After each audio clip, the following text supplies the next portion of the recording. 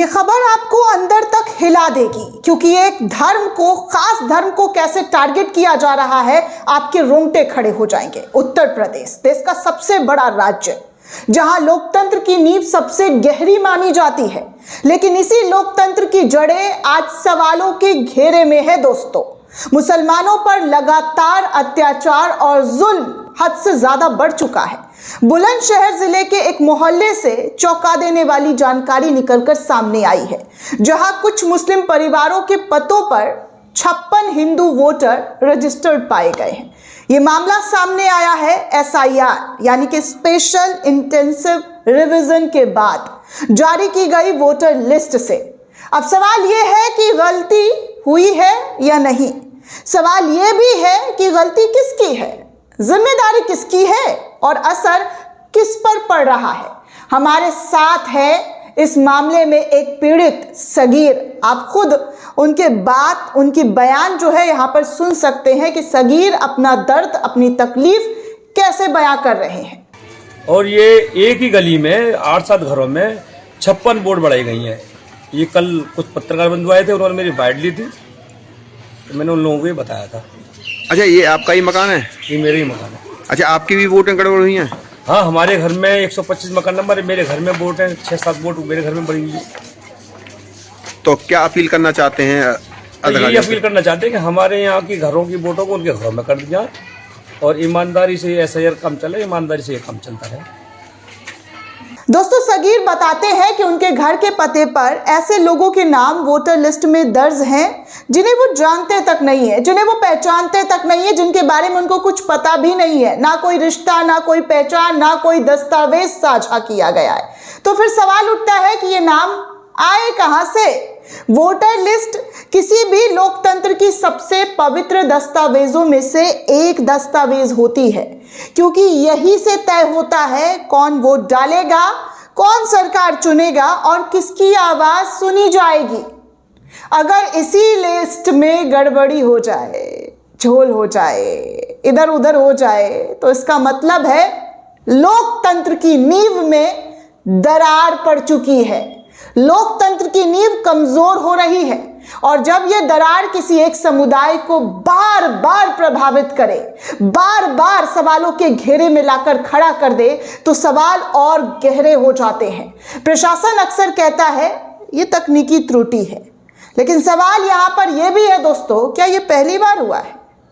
पहली बार हुआ है क्या जो इसे तकनीकी त्रुटि देखकर इग्नोर कर दिया जाए, इसे एक गलती मानकर माफ कर दिया जाए या भूल जाया जाए।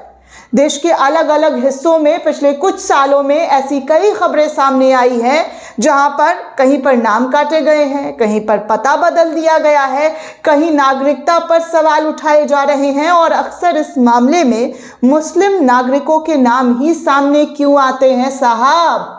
मुसलमानों के ही नाम इतने पसंद क्यों है साहब, जो उनके ही नामों को लाकर आगे कर दिया जाता है, फ्रंट फुट पर धकेल दिया जाता है?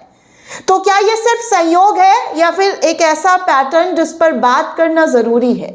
आज देश का मुस्लिम नागरिक सिर्फ वोटर नहीं, वो लगातार सफाई दे रहा है, कभी अपनी नागरिकता को लेकर, कभी अपनी देशभक्ति को लेकर, तो कभी अपनी अस्तित्व को लेकर, तो कभी अपनी वजूद को लेकर, तो कभी अपने आप को लेकर।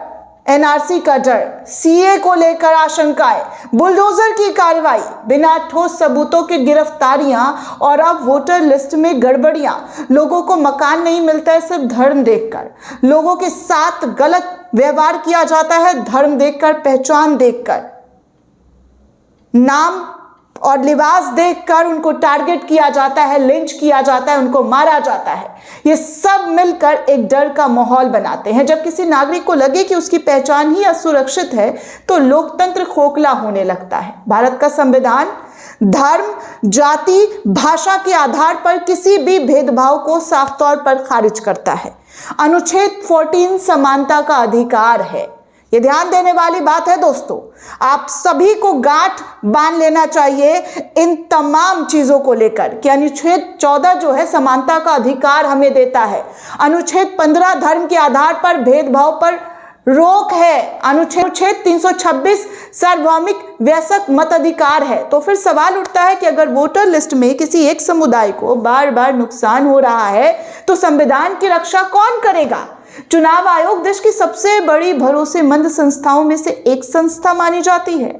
पूरा देश जानता है कि चुनाव आयोग को लेकर कैसे कैसे सवाल खड़े हो रहे हैं। उनकी पारदर्शिता पर सवाल खड़े होते हैं दोस्तों। उनकी पारदर्शिता, उनकी निष्पक्षता पर बार बार विपक्ष सवाल खड़ा करता है, लोग सवाल कर रहे हैं। इस मामले में जरूरी है कि पूरी जांच हो, जिम्मेदार अधिकारियों की पहचान हो, पीड़ित परिवार को तुरंत राहत मिले और वोटर लिस्ट को सार्वजनिक रूप से सत्यापित किया जाए।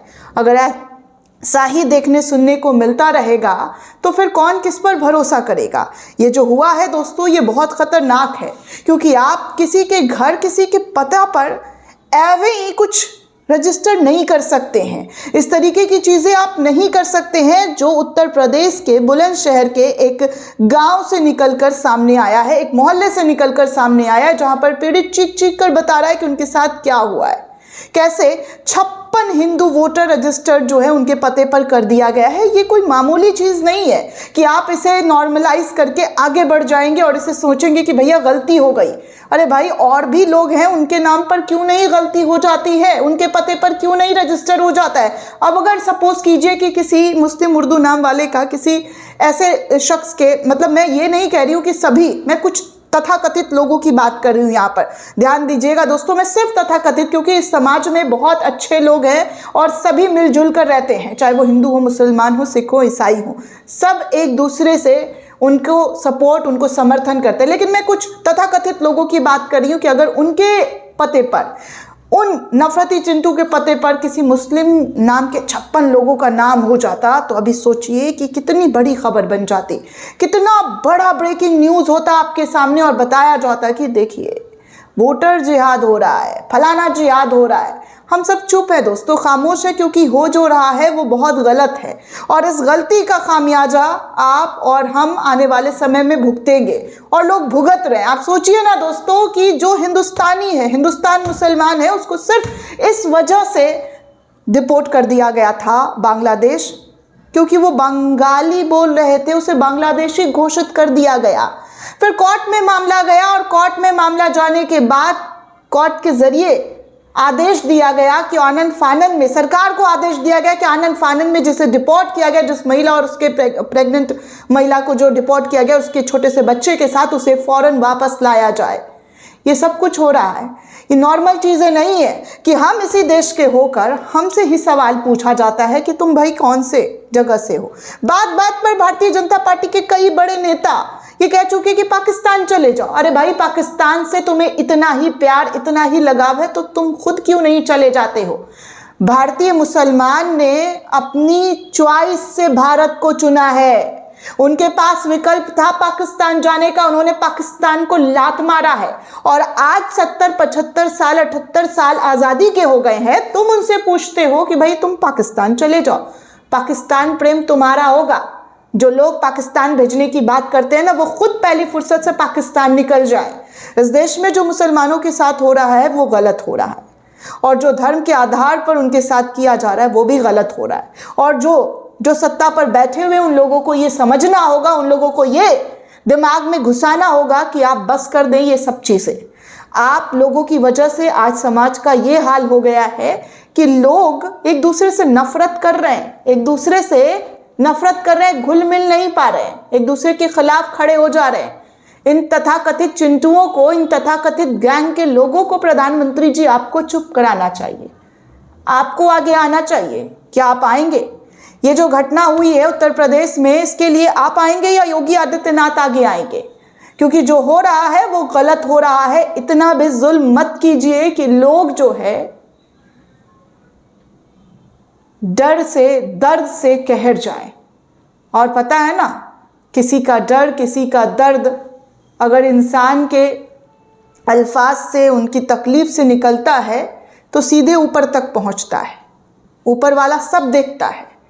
तो इसीलिए ये सब कुछ बंद कीजिए। मुसलमानों के साथ जो शोषण हो रहा है, जो उनके साथ गलत हो रहा है, उसको लेकर आप आवाज़ उठाइए। मैं लगातार आवाज उठा रही हूं, अगर आप तक ये वीडियो जाता है, पहुंचता है, तो प्लीज संज्ञान लीजिए ऐसे लोगों पर, ऐसे चीजों पर जहां पर उनकी अपनी आइडेंटिटी को किस तरीके से पॉइंट आउट किया जा रहा है। ये सब बंद कीजिए। कभी नाम काट दिया गया, कभी एक ही पते पर किसी और का नाम जोड़ दिया गया, एक घर में ये सब हो क्या रहा है? SIR हो रहा है या क्या हो रहा है? क्या नाम दिया जाए इसको? दोस्तों, आप क्या नाम देना चाहेंगे इन तमाम चीजों को जो हुआ है और जिस तरीके की खबर निकलकर सामने आई? हमें कमेंट करके जरूर बताइएगा। साथ ही साथ चैनल को ज्यादा से ज्यादा लाइक, शेयर और सब्सक्राइब करना बिल्कुल भी ना भूलें। जय हिंद, जय भारत।